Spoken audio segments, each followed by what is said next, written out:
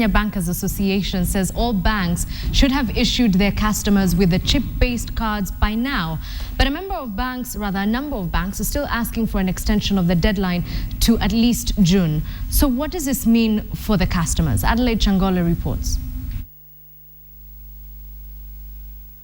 The March 31st deadline set by umbrella body Kenya Bankers Association was brought about by the need to curb increased card fraud in the industry. Commercial banks were expected to have upgraded their cash point networks and cards. But days to the deadline, very little has happened. There was a deadline of March, but that was set while all the preparation was going on. I think at the moment we will not be able to comply as an industry by the end of March, but we're looking at end of June as a possible target date for migration. But according to the Bankers Association, there will be no extension. In fact, KBS says any bank hit by card fraud after the deadline is likely to shoulder that responsibility.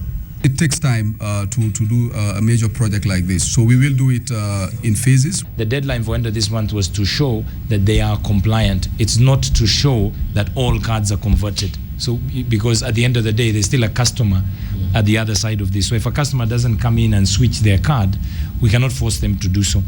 But speaking on the sidelines of the African Cards and Mobile Conference in Nairobi, EMV experts seem to be agreeing with industry players on the extension. I think that's an important thing to do. You must have an understanding that when a banking infrastructure and a country infrastructure needs to upgrade to a new system, it does take some time and there are some challenges.